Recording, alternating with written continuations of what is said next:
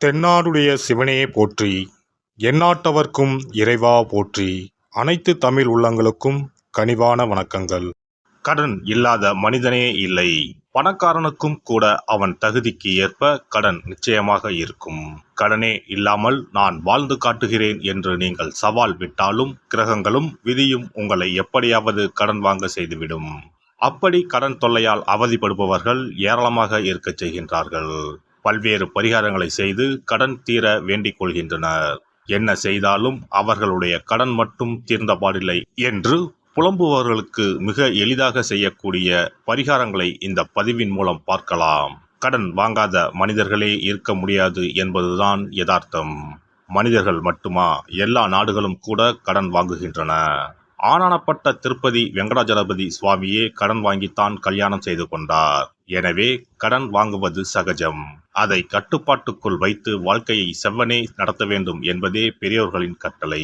பசியோடு கூட உறங்கலாம், கடனோடு உறங்காதே என்பது ஆன்மீகம் காட்டும் அறிவுரை. ஜோதிடத்தில் நமது முன்னோர்கள் மிக முக்கியமான விஷயங்களை சூட்சமான முறையில் சொல்லியிருக்கிறார்கள். ஒவ்வொரு ராசிக்கும் கடன்கள் அடைவதற்காக என்னென்ன செய்ய வேண்டும், எவையெல்லாம் செய்யக்கூடாது, எந்தெந்த கடவுளை வழிபடலாம் என்ற பரிகார முறைகளையும் சொல்லியிருக்கிறார்கள்.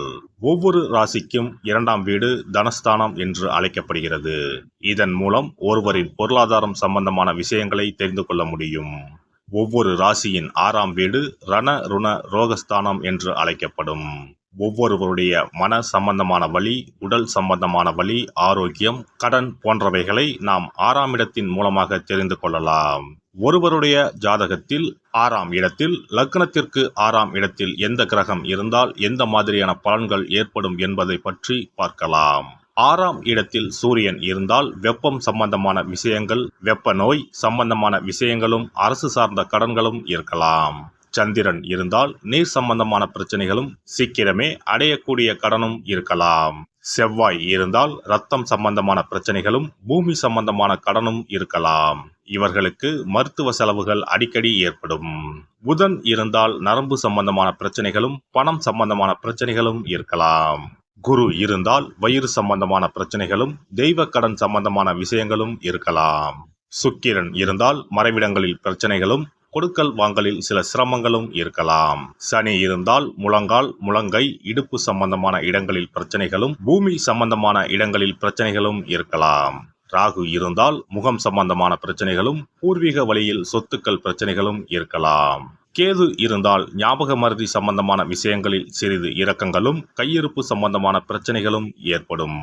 இனி உங்கள் ராசிக்கான கடன் தொல்லை நீக்கும் வழிபாடுகள் என்ன, ஆன்மீகம் காட்டும் பரிகாரங்கள் என்னென்ன, செல்ல வேண்டிய ஸ்தலம் என்ன என்பதனை பற்றி காண்போம். உங்கள் வாழ்வில் கடன் அடைந்து வளமும் நலமும் செல்வ செழிப்பும் பெற்று வாழ்வில் உயரிய நிலையை அடைய எல்லாம் வல்ல எம்பெருமானை வேண்டி விரும்பி கேட்டுக்கொள்கிறேன். ரிஷபராசி. இவர்கள் சொன்ன வாக்கை காப்பாற்றும் குணமுடையவர்கள். வெண்மை நிறம் இவர்களுக்கு வெற்றியை தரும். எனவே இவர்கள் அணியும் ஆடையில் வெண்மை நிறம் இருத்தல் அவசியம். பொதுவாகவே ரிஷபராசி அல்லது ரிஷப லக்கணத்தில் பிறந்த நீங்கள் எதையுமே திட்டமிட்டுத்தான் செய்வீர்கள். ரிஷபராசியின் அதிபதி சுக்கிரன்.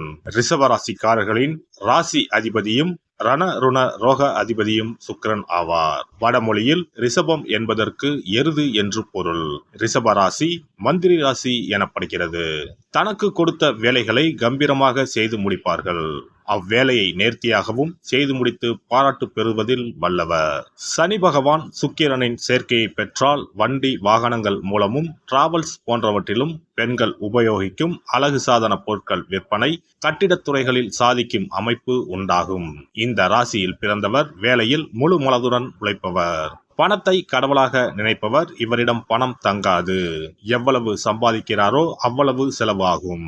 பணம் சம்பாதிப்பதில் வல்லவர். உடல் உழைப்பால் அதிகம் கஷ்டப்பட்டு பணம் சம்பாதிப்பதை விட மூளைக்கு வேலை கொடுத்து எளிதாக அதிக பணம் சம்பாதிக்க வேண்டும் என்று நினைப்பார்கள். அதற்கு நிகரான அறிவாளியாகவும் இருப்பார்கள். சிந்தனைகளும் அவர்களின் பொருளாதார நிலையை உயர்த்துவது பற்றியே இருக்கும்.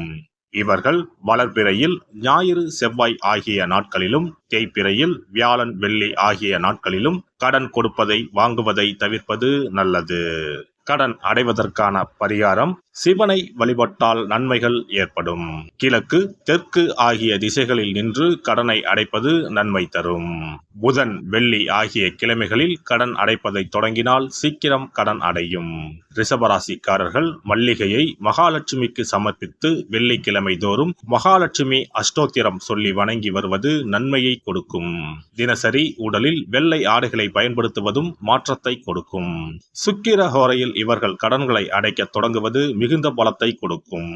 செல்ல வேண்டிய ஸ்தலம் திருச்சி ஸ்ரீரங்கம் ரங்கநாதர் கோவிலுக்கு சென்று அரங்கனை தரிசித்து வாருங்கள், நன்மையே நடக்கும். ஜவ்வரிசி கொண்டு இனிப்பு தயாரித்து அதை வெள்ளிக்கிழமை அன்று பசுவிற்கு மாலை வேளையில் கொடுத்து வர கடன்கள் அடைந்து சுகம் பெறலாம். சிறப்பு வழிபாடு. குலதெய்வ வழிபாடு குறைகளை தீர்க்கும். முந்தைய வினைகளின் காரணமாக உண்டான கடன் தொல்லைகளிலிருந்து மீள குலதெய்வ வழிபாடு உங்களுக்கு துணை செய்யும். 3 பௌர்ணமிகள் தொடர்ந்து குலதெய்வ வழிபாடு செய்து வந்தால் கடன் தொல்லை படிப்படியாக குறையும். ஆண்டுக்கு ஒரு முறையாவது கட்டாயம் குலதெய்வ கோவிலுக்கு சென்று வர வேண்டும். குலதெய்வ கோவில் தூரமாக இருப்பவர்கள் அல்லது குலதெய்வமே தெரியாதவர்கள் 5 முக விளக்கு வைத்து நெய்யிட்டு தீபமேற்றி முடிந்த அளவு படையலிட்டு வழிபட வேண்டும். இப்படி 9 பௌர்ணமிகள் வழிபட்டு வந்தால் கட்டாயம் கடன்கள் அடைபடும். அது மட்டுமின்றி வரவேண்டிய கடன் பாக்கி இருந்தாலும் வசூலாகும். சங்கடங்கள் தீர்க்கும் சக்கரத்தாழ்வார் வழிபாடு. சனி மற்றும் புதன் கிழமைகளில் பெருமாள் கோவிலுக்கு சென்று அங்குள்ள சக்கரத்தாழ்வாரை தரிசித்து மனமுருகி வேண்டுங்கள். பிறகு அவரை 12 முறை வலம் வந்து வழிபடுங்கள். துளசி மாலை சாற்றி வேண்டிக் கொள்ளுங்கள். நிச்சயம் கடனால் உண்டான சங்கடங்கள் நீங்கும். கோமாதா வழிபாடு குறைகளை தீர்க்கும். செல்வத்தின் அம்சமான கோமாதாவின் வழிபாடு உங்களை நிச்சயம் காக்கும். காலையில் விழித்ததும் பசுமாட்டை காண்பது தீர்வு கொடுக்கும். மேலும் ஒரு முறையாவது பசுவுக்கு கீரையும் பழமும் கொடுப்பது நல்லது. திருமகள் உரையும் பசுவின் பின்புறத்தை தொட்டு வணங்குவதும் செல்வம் சேர வழி தரும். குளிகை நேரத்தில் வாங்கிய கடனில் ஒரு பங்கை அடையுங்கள். நிச்சயம் முழு கடனும் தீரும். அதுபோல குளிகை நேரத்தில் கடனே வாங்காதீர்கள். அடகு வைத்த நகைகள் வீடு வந்ததும் நன்கு சுத்தம் செய்து மஞ்சள் நீரில் போட்டு பூஜை அறையில் ஒரு நாள் வைத்த பிறகே உபயோகப்படுத்துங்கள். வீட்டை எப்போதும் சுத்தமாகவும் தெய்வ கடாட்சமாகவும் வைத்துக் கொள்ளுங்கள். திருமகள் தங்கும்படி உங்கள் சுற்றமும் செயலும் இருக்கும்படி பார்த்து கொள்ளுங்கள். கடன் தீரும் வரை பூஜை அறையில் மஞ்சள் பொடியால் அக்ஷயம் என்று எழுதி வாருங்கள். தோரண கணபதியை அன்றாடம் விளக்கேற்றி வழிபடுங்கள். சதுர்த்தி நாட்களில் நைவேத்தியம் சமர்ப்பித்து வழிபடுங்கள், நிச்சயம் கடன் தீரும். ருண விமோசன பைரவர் வழிபாடு கட்டாயமாக உங்களின் எல்லா கடன்களையும் தீர்க்க உதவும்.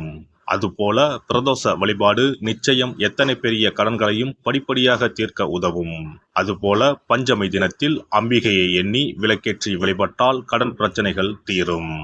வெண்கலம் அல்லது பித்தளை விளக்கு வாங்கி வசதியில்லாத சிவாலயத்துக்கு தானம் கொடுக்கலாம். செவ்வாய் பகவானின் திருவருள் இருந்தால் கடன் இல்லாத வாழ்க்கை அமையும். விரய செலவுகள் குறையும். எனவே செவ்வாய் தோறும் செவ்வாயின் அதிபதியான முருகப்பெருமானை வணங்கி வேண்டலாம். சஷ்டி கவசம் பாடி சஷ்டி விரதம் இருப்பதும் கடன் சுமைகளை அறவே ஒழித்துவிடும்.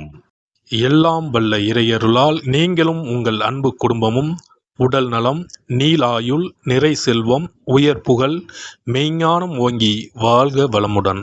இந்த வீடியோ பதிவு உங்களுக்கு பிடித்திருந்தால் லைக் பண்ணுங்க, கமெண்ட் பண்ணுங்க, ஷேர் பண்ணுங்க, மறக்காம சப்ஸ்கிரைப் பண்ணுங்க, பக்கத்துல இருக்கிற பெல் பட்டனை கிளிக் பண்ணுங்க. நன்றி, வணக்கம். ஓம் நமச்சிவாய. சிவாய நம.